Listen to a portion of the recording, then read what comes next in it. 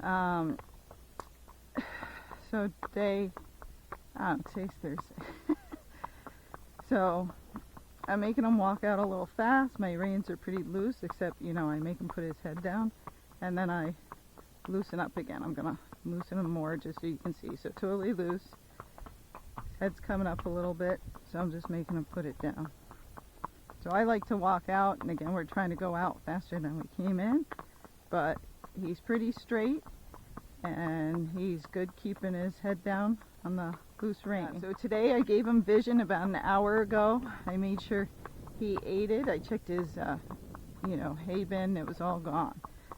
So we'll see if it makes a difference. I would have liked to try it with another horse, but I didn't have anybody at the barn to ride with. So I'm going to ask him for his right lead going up the hill. I'm on the line in between the red and the blue. So the head a little to the left leg. No, so he didn't get it, so I'm just walking. I'm going to angle him a little bit more. Canter. He got his right lead. On a loose rein, if you look at the video over there. Now I'm just going to breathe and walk. I'm going to let him walk on a loose rein for a minute. Then we'll try it again. Okay, so I'm going to ask him again in a minute. So I'm shortening up to the red and the blue, but I'm not pulling on him, because as soon as you take contact, they know you're going to do something. Okay, so I'm going to try it now. His head a little to the left leg, canter. So he got the left lead. I'm just walking. Here's some bear poop. Okay, try it again. Canter.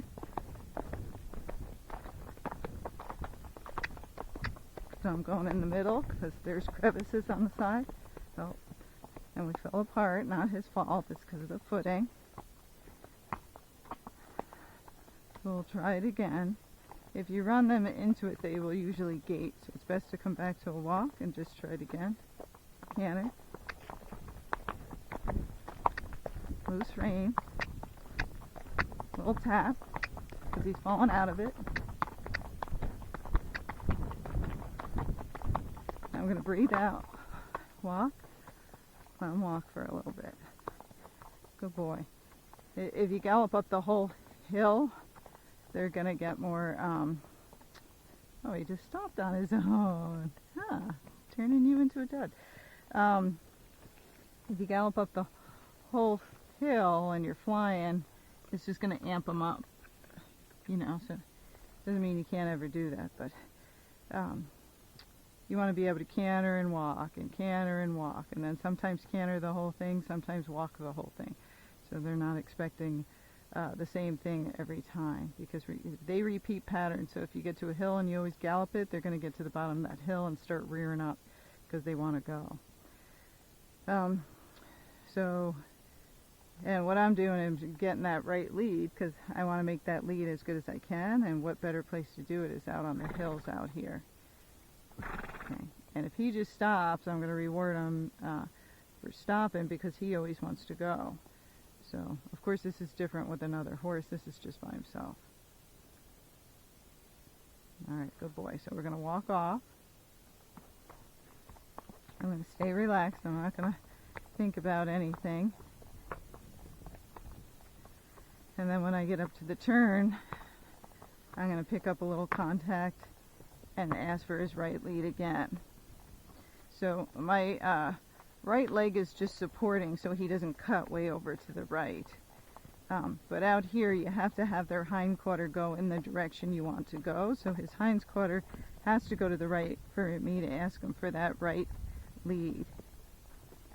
Otherwise they don't know what lead to pick up. So a little left leg, canter. So he's in between a canter, so I tapped him with my stick. Now he looked at something, so I picked up contact. There's usually a deer on the left, so I'm just going to ignore her today. Okay, now I'm going to walk. Good boy. You want to stop again? Okay, so he's going to stop, so that's good. So I'm going to give him another reward.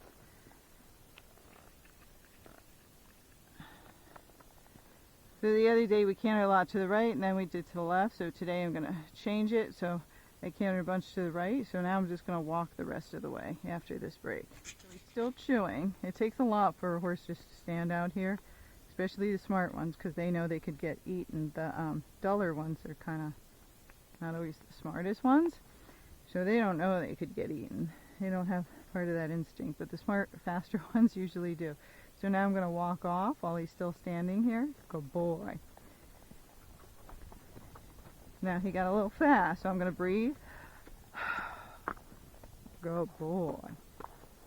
And I'm just staying relaxed, and the reins are kind of loopy, because if I shorten up or tighten up, he's going to think we're going to canter off or do something. So now I'm just going to put my one hand up here kind of on his neck, as long as he stays straight, which he's not.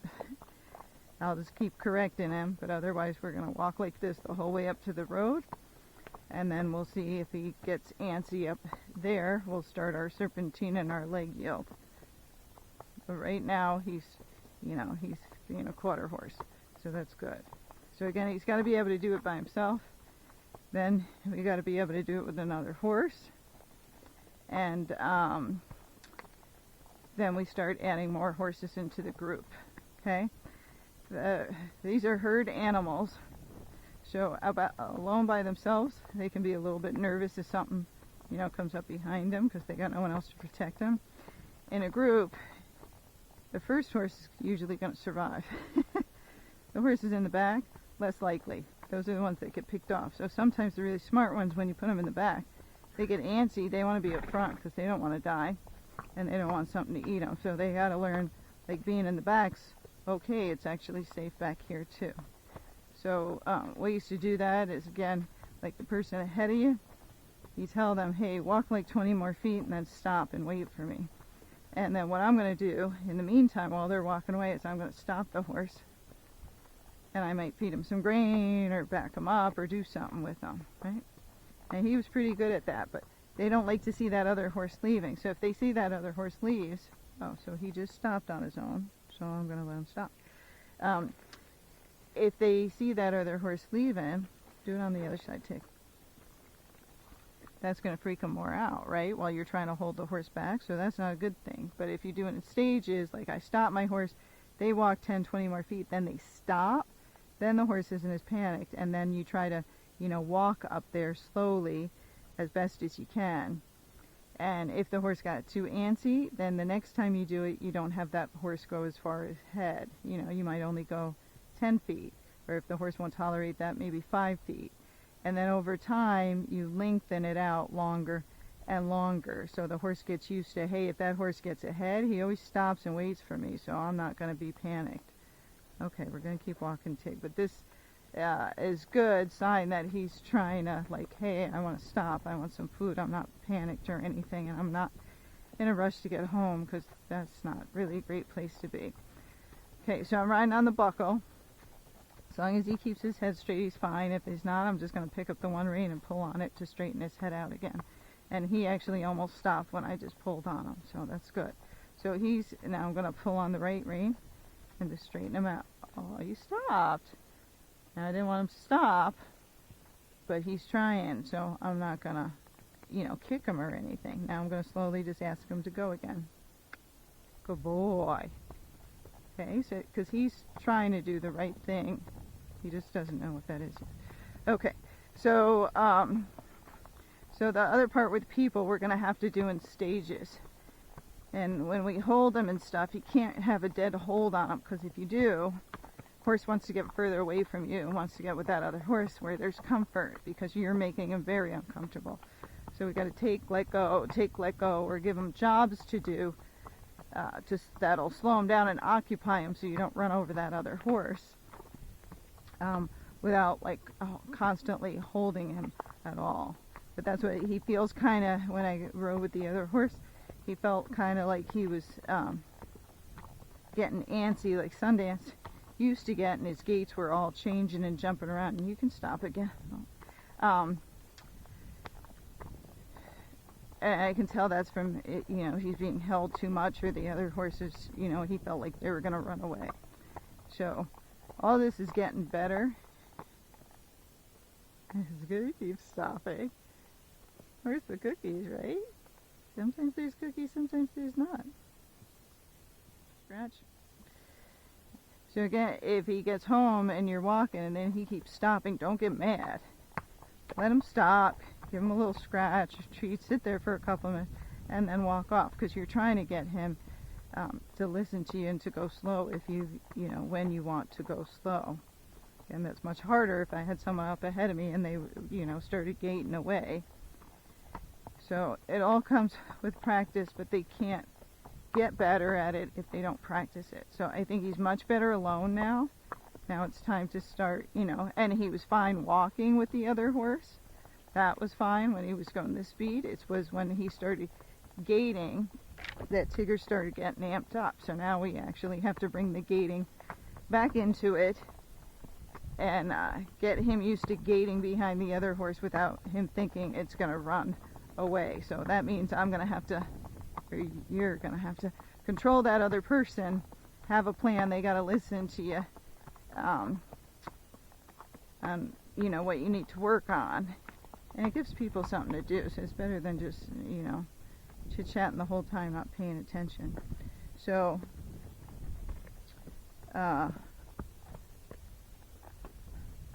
he's getting slower and slower.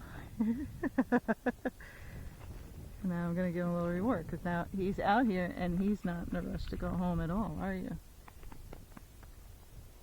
So you come up with a plan, and lots of people work through it. You just got to ride with the right people and be ready to do it. Okay, so I'll turn you back on halfway home. So hopefully you can see the reins are flopping. And he's just walking. So I'm going to try and tilt my head so you can see. So if he gets crooked, like he's crooked right now, just pull on that one rein, kind of bump it, you know, pull on it a little bit, pull it out until he straightens out. He's going to the left, so I just bump it to the right. Yeah, good boy. So, but I'm always holding the hand kind of up, so if an emergency happens or something bad happens, I can just pull the reins up, grab it with one hand, and go back to two hands really quick. Okay. So if he walks like this, I'm going to stay on a loose rein the whole time and just let him relax, but I'm going to keep it straightening his head. If he gets faster, I'm going to shorten up and start doing my serpentine. But the first thing I'll do is breathe if he's bad. Good boy. And you see his ears are back, so they're on me. It's not focusing on the truck. Okay, so he's doing pretty good. So let's try a stop with just breathing. Whoa. So there, he didn't stop. That's okay. So now I'm going to back him up. So he just went out to lunch and got focused on other things, but he still wasn't going fast. Good boy. And my wool means, hey, dude, if you stop, you get some food. So now I'm just going to walk off again. And you'll see the reins are still floppy. Okay, so we'll just see how he does. You don't want to think like I can stop him from doing it because I'm going to hold him the whole time. You want them to make the mistake and then correct it so they understand it's a mistake. Otherwise they don't understand why you're just pulling on them.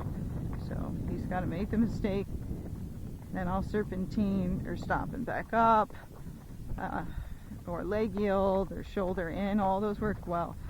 Circles are usually not very good because you're turning away from where you're going, so they slow down and then you immediately turn for where you're going and they get amped up again. So I don't see circles work very well for most horses, and I do see it make horses rear up and get worse. Stopping and backing up you can do if they're calm, but they got a little fast. But if they're really amped up and you stop and back up, the horse can't go anywhere. It wants to go forward, so it's going to rear up and go up in the air. So that's not a good one either. Better just to do a shoulder in and go sideways, you know, home, and just keep making your horse more flexible. Coming up over the hill, and what Tigger is doing is he's going slower and slower as we're getting closer to home. So now he's really darn slow. Now I want to push him because I'd rather walk out, but I can't. We're trying to teach him something. So the slower he goes, the more I just got to sit here and be like, good boy, good job. Because that's what we want him to do. You know, if he gets slow and then we start pushing him, we defeated all the work we did before. So the slower he wants to go home, the better. And if he gets too slow, maybe I'll just, you know, get off and walk. But as soon as I get back to that barn, I'm going to get back on and work him. Okay, so he's still walking. Same rhythm. Loose floppy reins. And I haven't had to do the serpentine once because he didn't pick up any speed. Yep, if he picked up a little bit, I just breathed, and I had a truck pass me and everything. So he did very good. Now again, people say, well, you're going to reward him, right? So you're not going to go in there and ride him, and you're not going to tie him up. I want him to think every time we come back to the barn, it wasn't just that one day of torture. This is permanent. That this is not good being with your friends. It's better just being with me, wherever I am. Okay? So I'm still going in there to work. He's still getting tied up.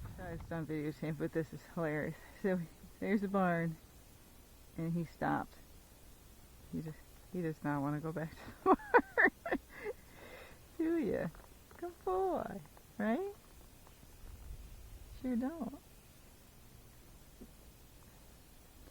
So he knows it's better being out here than being stuck over there, right? But we gotta make you do it. Sorry, buddy.